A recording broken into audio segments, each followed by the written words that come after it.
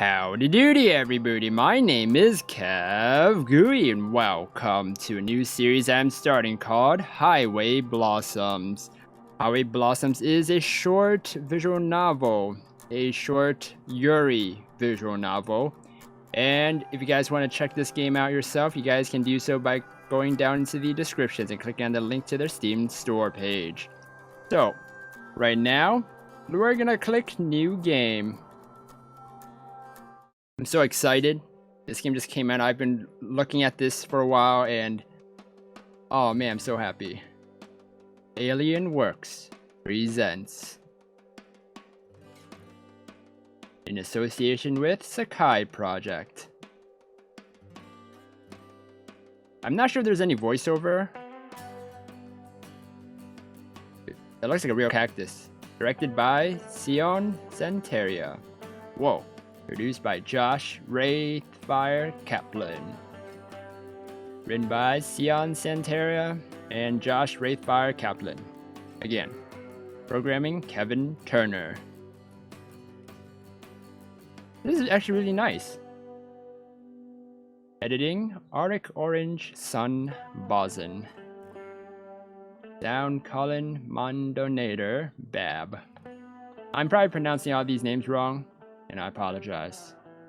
Music, Jake Abernathy, Kirby, and Analog. Oh my gosh, I can't read all of that. Baby. Okay, well, I tried. The music ends. The cassette clicks to a stop. I've listened to it so many times, I've even memorized the placement of the static from the song's original broadcasts. So you recorded it. I'm worried the deck might eventually eat the tape, but it never happened to him no matter how many times he played the damn thing, so I'm not too scared. Wait, he? Who? It used to drive me crazy. That's the worst thing. Like, people nowadays don't realize how annoying it was back in the day when there were cassette players. And like, you would put in the tape and you know, you listen to it and all of a sudden like you just hear like this weird noise. You're like, what the heck is that? And then you click eject and then the freaking cassette player just eats the freaking tape and it's like, no. And then you just hope that it doesn't rip so that you can actually, you know, fix the tape and everything, but you know, most of the time it rips and then you're like, no, I buy another one. Every day he played it over and over again. Sure, he would throw on something different after a few loops, but soon enough he'd switch back and the cycle would repeat itself. Sometimes, I think he would do it just to mess with me. Who is he though? Is he my brother? Is he my boyfriend? Is he some, you know, friend?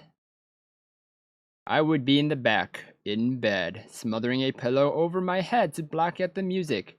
He would just turn it up louder, even during all-nighters. That was so like him. Even near the end, when he had to finally settle down, he was still pulling that kind of crap. I'd come home from school sometimes and the police would be at the door because the entire block had called in a noise complaint. He said it was because he was hard of hearing. But I know he did it just to get a rise out of the old grouches who lived nearby. Well, I mean, that could be the case also because if you listen to really loud music for a long period of time, you're gonna lose your hearing, and your hearing doesn't heal itself. So I don't listen to loud music at all, and that's the reason, because hearing is important. You can't gain that back unless you want, you know, hearing aids. I think that was his worst fear, ending up just another bitter sack of bones, so he did everything in his power to be the exact opposite, right up until the end. Oh, is this my father? Of course, that meant I would always deal with the fallout. Wait, fallout? The apocalypse? I can't imagine what the neighbors thought, seeing a little girl go door to door, apologizing because some old man decided it would be funny to put plastic flamingos all over their award-winning lawns. Okay, I would have found it funny if if he put gnomes on their lawns. Just a lot of gnomes. I can't help but smile, just a little, even if it does hurt. That's me! I think that's me. I take a sip of my coffee. Outside a heat haze shimmers over the never-ending oceans of sand. Coffee's yummy.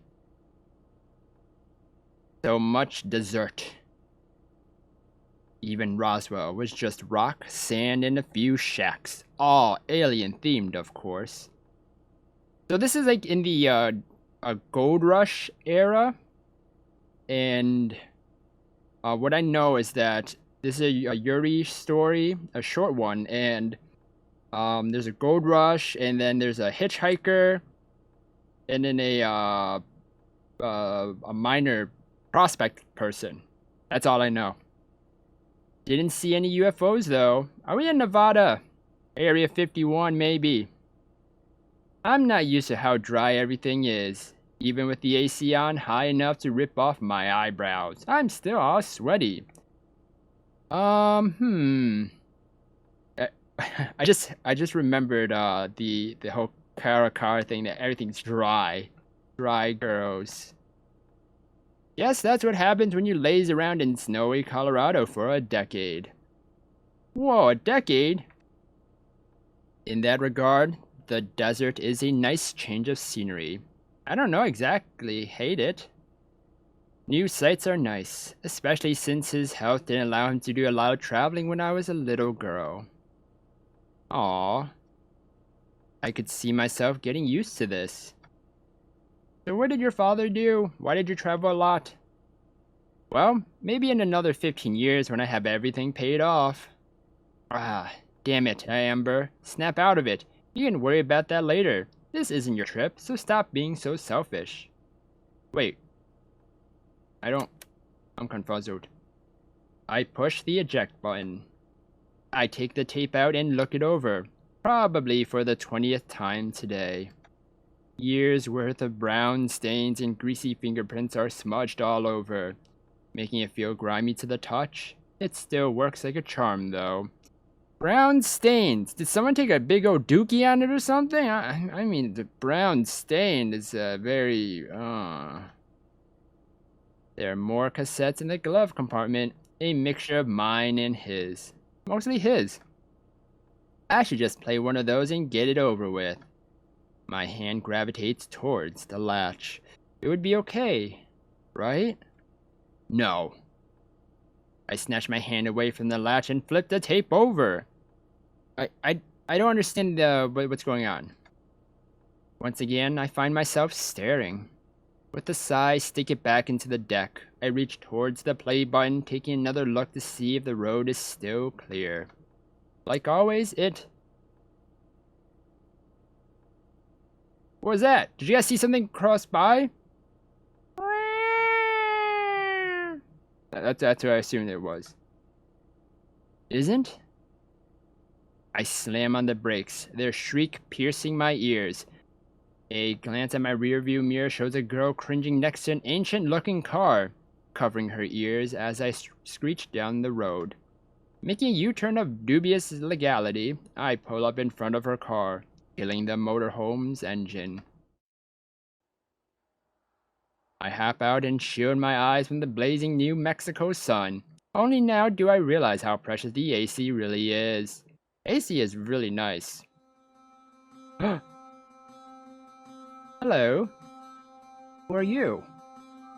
Oh, I think this might be the hitchhiker? It doesn't take more than several steps before the girl comes bouncing up to me with a look of relief. Oh my god, thank you. I was starting to think no one would ever stop. Really? No one would stop for you? Why?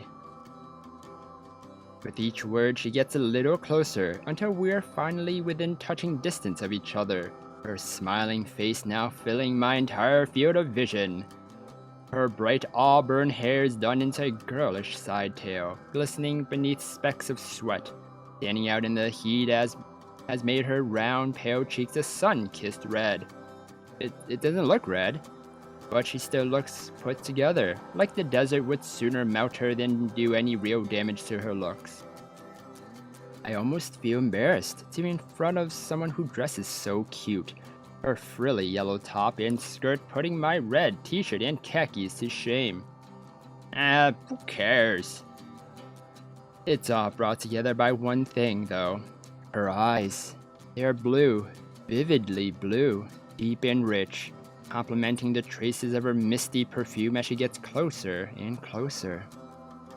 Too close, too close, too close! I scramble back and cough, trying to hide any awkwardness. No problem. Whoa! Are you okay there? Oh, it's still moving. That's kind of cool. What's she doing out here alone? Driving through? How? Is she even alone? I peer off into the plains on the side of the road, half expecting a guy to pop up from his hiding place now that some idiot has fallen for their trap. Oh. See, that's what I was thinking. I was like, like, people would rarely, like, pick up hitchhikers at all because of, how dangerous it is nowadays. Like, someone could just be hiding somewhere and then be like, aha, screwdriver into the back, shank, and like, no, and then you're dead. Yeah, see, that's not a good thing to have there. That idiot being me, of course. But, much to my surprise, no one does. Instead, the girl continues to stare at me, smiling as she patiently waits for my response. What response? Did she ask a question? I glance behind her, focusing on her car. So, what's the issue? Your car break down? I think so, yeah. I was driving and it just kind of stopped? Yeah. Well, maybe something was wrong with their car and it just went kaput. She lowers her head in shame, eyes fixated on her feet, kicking the dust around her. I'm not much of a car buff, but I can take a look at it. Her head pops back up, and life returns to her eyes. Oh wow, could you? Yeah, can't promise that I can do anything, but I can at least check it out. Maybe we could, give her a lift or somewhere or something.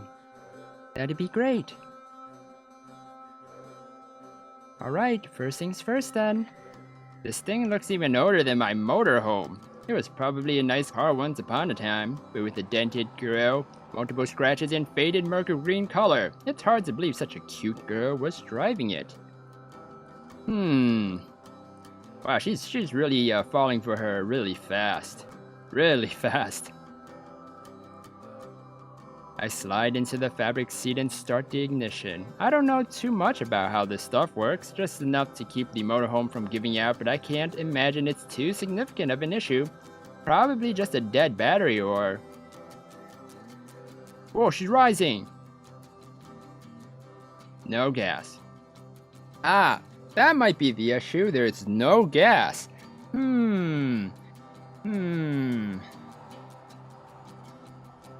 A single car passes by, cooling us with a refreshing gust of wind, sprinkled with dirt and sand. Ew! Is something wrong? There is something definitely wrong.